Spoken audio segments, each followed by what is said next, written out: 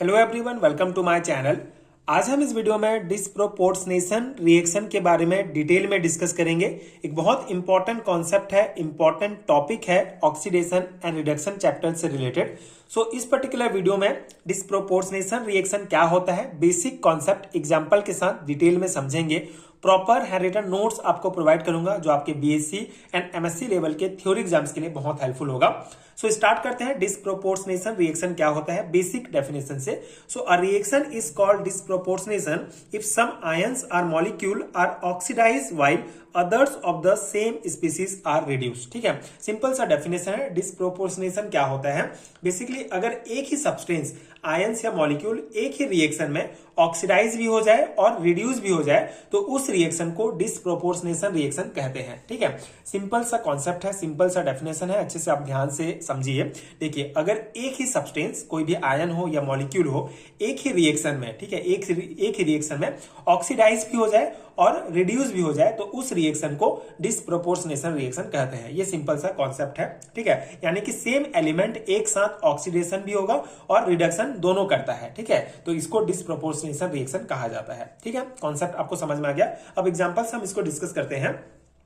So if a little solid copper sulfate Cu2SO4 put in water, you will observe immediately a blue solution together with the formation of a brown solid. The reaction can be represented as। ठीक है, तो हम यहाँ पे copper sulphate का example ले रहे हैं। इसमें हम समझेंगे कि क्या कॉन्सेप्ट है डिस्प्रोपोर्शनेशन का। ठीक है, तो देखिए, जब कॉपर सल्फेट Cu2SO4 को पानी में डालते हैं तो तुरंत जो है ब्लू कलर का सॉल्यूशन बनता है, साथ ही साथ ब्राउन सॉलिड भी फॉर्म होता है। ठीक है, जब हम कॉपर सल्फेट को वाटर में डालते हैं तो ये ऑब्जर्व करेंगे कि इमीडिएटली जो है ब्लू सॉल्यूशन बनेगा, साथ ही साथ ब्राउन कलर का जो है एक सॉलिड फॉर्मेशन भी होता है। ठीक है, जिसको यहाँ पे रिएक्शन इस प्रकार रिप्रेजेंट किया गया है 2Cu+। ठीक है, ये हमारा कॉपर फर्स्ट है, ये कलरलेस होगा। इसको जैसे ही वाटर में डालेंगे तो क्या होगा, कॉपर ब्लू सॉल्यूशन बनेगा, 2Cu2+ हो जाएगा एंड Cu0 हो जाएगा। कॉपर मतलब ये ब्राउन सॉलिड बन जाएगा। ठीक है, मतलब कि एक ही कॉपर आयन जो है, एक ही कॉपर आयन का एक हिस्सा जो है ऑक्सीडाइज हो रहा है और कुछ हिस्सा जो है वो रिड्यूस हो रहा है। ठीक है,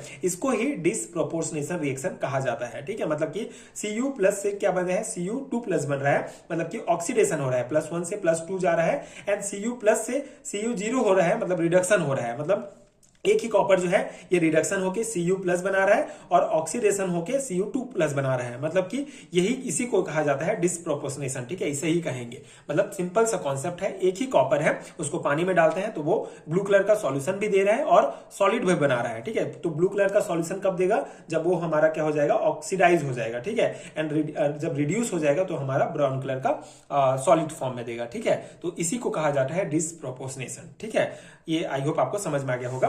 copper first ion have change into copper 2 ion ions which give a blue colour. ठीक है, प्लस जो कॉपर फर्स्ट है ये कॉपर 2 में चेंज हो जाएगा, जो ब्लू कलर का सॉल्यूशन है, and the blue colour and the copper metal the brown solid. ठीक है, ये कॉपर जो है हमारे ये ब्राउन सॉलिड में चेंज हो जाता है and the disproportionation can be also represented as. ठीक है, तो आई होप कि आपको डिस्प्रोपोर्शनेशन का कॉन्सेप्ट समझ में आ गया होगा। बेसिक कॉन्सेप्ट क्या है कि जब कोई सेम एलिमेंट जो है एक साथ क्या करेगा, ऑक्सीडेशन भी करेगा और एक साथ रिडक्शन भी करेगा, तो इसी को डिस्प्रोपोर्शनेशन कहा जाता है। डिस्प्रोपोर्शनेशन को इस प्रकार भी रिप्रेजेंट कर सकते हैं, intermediate oxidation state equal to higher oxidation state plus lower oxidation state. ठीक है, अब ये जो हमारा डिस्प्रोपोर्शनेशन का कॉन्सेप्ट है इसको स्टैंडर्ड रिडक्शन पोटेंशियल के कॉन्सेप्ट के आधार पर समझेंगे। ठीक है, इतना तो बेसिक आई होप आपको क्लियर हो गया होगा।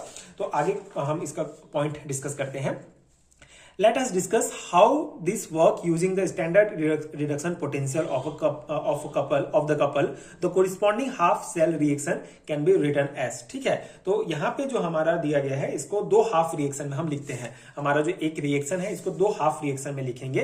ठीक है, जैसे हमारा Cu2+ जिसमें इलेक्ट्रॉन ऐड करेंगे तो Cu+ हो रहा है। ठीक है, मतलब ये रिडक्शन रिएक्शन हो रहा है और इसका हमारा E0 में जो रिडक्शन पोटेंशियल है वो 0.15 वोल्ट है। ठीक है, और ये हमारा जो Cu+ है ये इसमें इलेक्ट्रॉन ऐड हो रहा है, मतलब ये भी रिडक्शन रिएक्शन ही है जिसमें हमारा जिसका E0 जो है 0.52 वोल्ट है। ठीक है, तो ये दोनों जो है हाफ रिएक्शन में हमने, जो हमारा ओवरऑल रिएक्शन था इसको हाफ रिएक्शन में हमने लिख दिया और दोनों का क्या हमने लिख दिया, E0 लिख दिया, इलेक्ट्रॉन पोटेंशियल कितना है। ठीक है, दोनों रिडक्शन रिएक्शन है। तो इसका जो है ओवरऑल सेल रिएक्शन अगर हम देखें, ओवरऑल सेल रिएक्शन कैसे निकालेंगे, सिंपल सा है। जो हमारा सेकेंड रिएक्शन होता है, मतलब कि दोनों हाफ रिएक्शन जो है रिडक्शन रिएक्शन है, तो हमको E0 E0 निकालने के लिए क्या करना पड़ता है, E0 निकालने के लिए हमको Cu प्लस और Cu plus E minus Cu0, ये वाला जो रिएक्शन है, रिएक्शन नंबर जो सेकेंड है हमारा, इसको रिवर्स कर देंगे। ठीक है, सिंपल सा कॉन्सेप्ट। अब ये समझिए कि हमारा जो रिएक्शन है उसको दो हाफ रिएक्शन में हमने लिख दिया।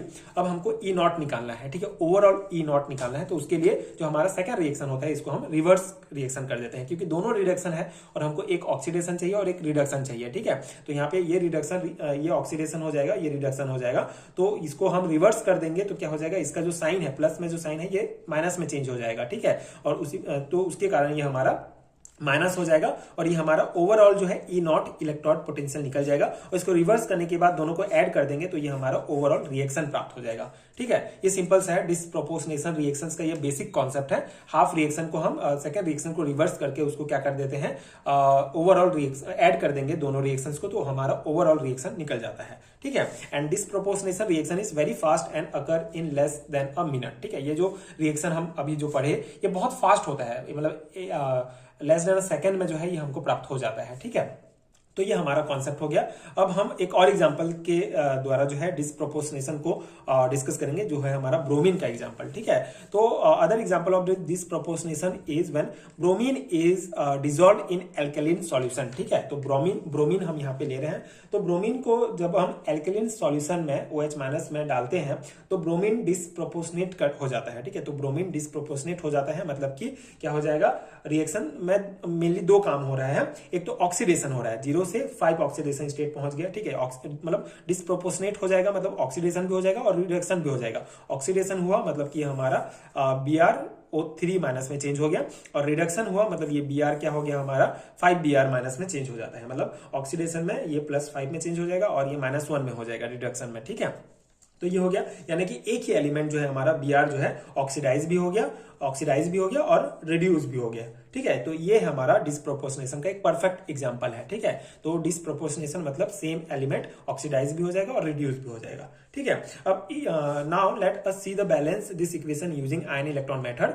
इन case of dibromine, some of bromine atom are oxidise changing their oxidation number from 0 to 5। ठीक है, ऑक्सीडाइज हो गया, 0 से 5 में चेंज हो गया, एंड कुछ जो उसका भाग होगा डाइब्रोमीन का वो रिड्यूस हो जाएगा, चेंजिंग फ्रॉम 0 to -1। ठीक है, 0 से -1 में रिड्यूस हो जाएगा। ठीक है, ये दो हो रहा है। अब ये जो हमारा इक्वेशन है इसको बैलेंस करने के लिए हम आयन इलेक्ट्रॉन मेथड यूज करते हैं। पिछले वीडियो में मैंने आयन इलेक्ट्रॉन मेथड को डिटेल में समझाया है, आपको नीचे प्लेलिस्ट का लिंक मिल जाएगा, आप चेक कर सकते हैं, ये कॉन्सेप्ट समझ सकते हैं। बहुत इंपॉर्टेंट टॉपिक है, इसको मैंने डिटेल में, इसका नोट्स मैंने आपको प्रोवाइड किया है। अभी हम बेसिकली ये जो हमारा रिएक्शन है इसको आयन इलेक्ट्रॉन मेथड्स के थ्रू जो है बैलेंस करेंगे। ठीक है, तो बहुत सिंपल सा है। बेसिकली आयन इलेक्ट्रॉन मेथड में बैलेंस अगर हमको करना है तो इसमें यह है कि ऑक्सीडेशन हाफ रिएक्शन अलग करेंगे, रिडक्शन हाफ रिएक्शन अलग करेंगे, फिर दोनों को इक्वल करके ऐड करना होता है। ठीक है, तो सबसे पहले हम क्या लिखते हैं, दो हाफ रिएक्शन लिख देते हैं। ये जो हमारा ओवरऑल रिएक्शन है इसको हम दो हाफ रिएक्शन में चेंज करेंगे पहले। ठीक है, तो Br2 Br- मतलब ये रिडक्शन हाफ रिएक्शन है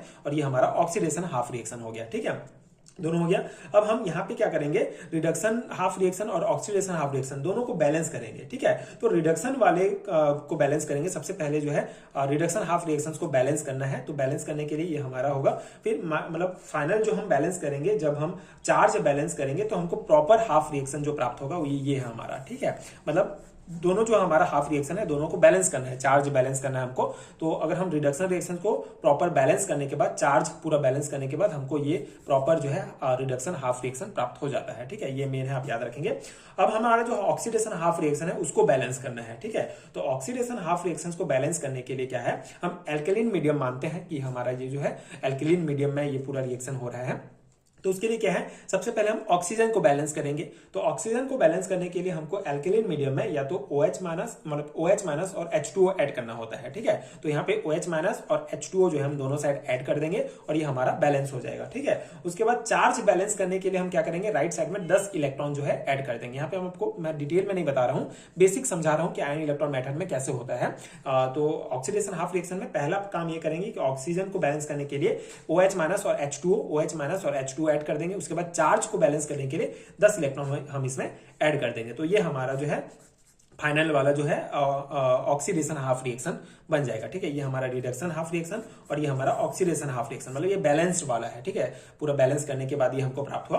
and the reduction half reaction must be multiply by 5 to balance the electrons. अब हम जो हमारा रिडक्शन रिएक्शन है इस और ऑक्सीडेशन रिएक्शन दोनों को बैलेंस करने के लिए क्या करेंगे, रिडक्शन रिएक्शंस को 5 से मल्टीप्लाई करेंगे ताकि उसका इलेक्ट्रॉन्स बैलेंस हो जाए। ठीक है, तो 5 से मल्टीप्लाई करने के बाद ये इक्वेशन प्राप्त हो जाएगा। फिर अब हम दोनों रिएक्शंस को जोड़ेंगे। ठीक है, the sum of the two half reaction, reduction half reaction और ऑक्सीडेशन हाफ रिएक्शन दोनों को जब हम जोड़ेंगे तो हमारा ये रिएक्शन प्राप्त हो जाएगा। ठीक है, ये फाइनल रिएक्शन प्राप्त होगा। अब यहाँ पे क्या कॉन्सेप्ट है कि जो पहले रिएक्शन है, ये जो हमारा पहला रिएक्शन है, इसको दोनों साइड में कोएफिशिएंट 2 से डिवाइड करेंगे। ठीक है, दोनों साइड में कोएफिशिएंट 2 से डिवाइड कर देंगे तो हमारा ये फाइनल रिएक्शन प्राप्त हो जाएगा। ठीक है, 2 से डिवाइड कर देंगे इसको इसको इसको, ठीक है, इसको और इसको। ठीक है, तो ये हमारा फाइनल रिएक्शन प्राप्त हो जाएगा। मतलब दोनों साइड अगर कोई कोएफिशिएंट से अगर ये डिवाइड हो रहा है, इंटू हो रहा है, जिससे वो दोनों बराबर हो जाए, कम हो जाए, तो हम यहाँ पे दोनों 2 से डिवाइड कर देंगे तो ये हमारा फाइनल ओवरऑल रिएक्शन प्राप्त हो जाता है। ठीक है, यही हमारा क्या है, फाइनल बैलेंस इक्वेशन है।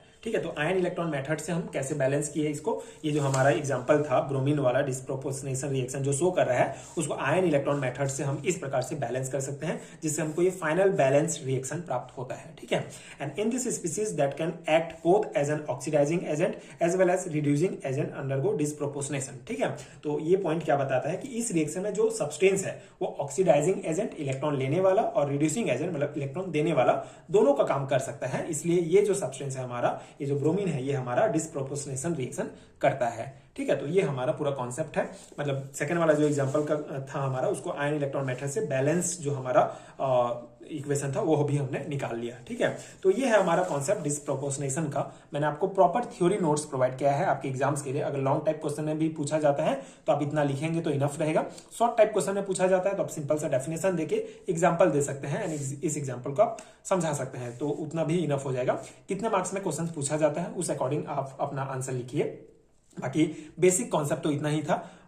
आई होप कि आपको समझ में आ गया होगा। ये नोट्स आपके एग्जाम प्रिपरेशन के लिए हेल्पफुल रहा होगा। एंड अगर आपको हैंडरिटन नोट्स चाहिए, पेड हैंडरिटन नोट्स, तो नीचे डिस्क्रिप्शन बॉक्स में आपको लिंक मिल जाएंगे, आप उसको चेक कर सकते हैं।